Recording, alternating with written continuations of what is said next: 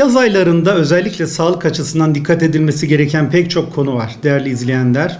Artan gıda zehirlenmeleri var, sıcak havalar, artan nem, sosyal etkinlikler ve aktiviteleriyle ciddi sağlık risklerimiz artıyor.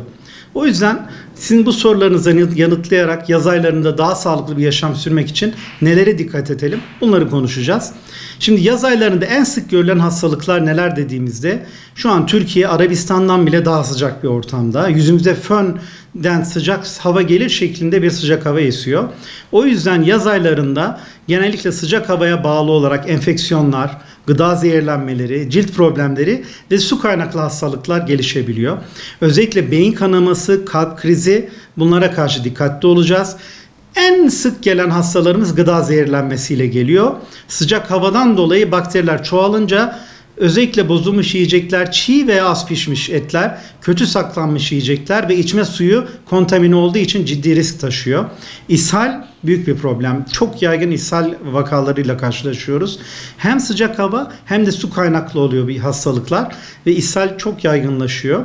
Güneş çarpması da çok yaygın. Uzun süre doğrudan güneş altında kalırsak vücut sıcaklığını aşırı derecede yükseltiyoruz. Özellikle istirhamım bir aile hekimi olarak 11 ile 16 arası direkt güneşin geldiği saatlerde lütfen dışarıya çıkmayalım. Beyin kanaması, kalp krizi, güneş çarpması ve uzun dönemde de cilt kanserine sebebiyet veriyor. Özellikle cilt hastalıklarından da ciltte terleme, bakteriyel enfeksiyonlar ve güneş yanığı ciddi sorun oluşturabiliyor. Bu da orta ve ileri dönemde kansere sebep oluyor. Diğer bir konu ise yaz aylarında artan gıda zehirlenmeleri. Buna karşı nasıl önlem alabiliriz? En başta yiyecekleri doğru şekilde saklayalım. Soğuk zincire dikkat edelim. Et, süt ürünleri gibi çabuk bozulan gıdaları lütfen buzdolabında saklayalım. Yiyecekleri iyi pişirelim. Lütfen çiğ et, sushi, tavuk ürünlerinden kaçınalım istiyorum.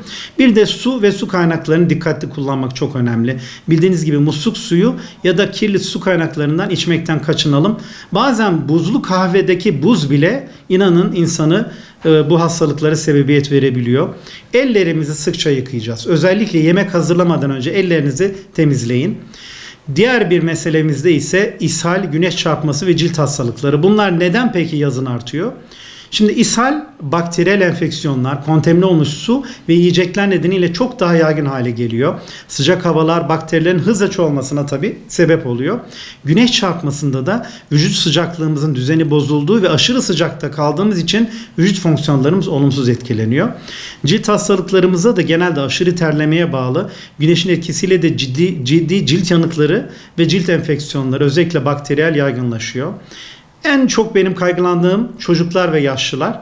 Çocuklarımız güneşe çıkmadan önce uygun koruyucu krem sürmeli, hafif ve rahat kıyafetler giydirilmeli, yeterli su tüketimi evlatlarımız içsin ve ayrıca çocuklar fazla sıcağa maruz bırakılmamalı. Yine çok kıymetli yaşlılarımız da vücutlarının sıcaklık düzenlenmesinde zorluk yaşayabilir. Lütfen bol su içelim, güneş ışığına maruz kalmayalım. Aksi takdirde güneş çarpması riski artıyor. Özellikle koruyucu sağlık konusu burada önemli. Koruyucu sağlık bilgisinde bireylerin hastalıklardan korunması için alması gereken tüm önlemlere biz koruyucu sağlık diyoruz. Biz aile hekimleri olarak en önemli rollerimizden biri koruyucu hekimlik ve koruyucu sağlık. Sizlere sağlıklı yaşam alışkanlıklarını riskli durumlar önceden tespit edip bilmek, eğitmek. Bu bilgileri de sağlıklı beslenme, hijyen, aşılama, fiziksel aktivite ve stres yönetimi diyoruz. Aslında Peygamber Efendimiz Hazreti Muhammed sallallahu aleyhi ve sellem Efendimizin tıbbı nebevi dediği tüm temel öğretilerde bu koruyucu sağlık içerisinde. Çünkü Peygamber Efendimiz hiç su kullanmayan bir toplumu en çok su kullanan toplum haline getirmiş bir peygamber ve biz de onların ümmeti olmaktan gurur duyuyoruz.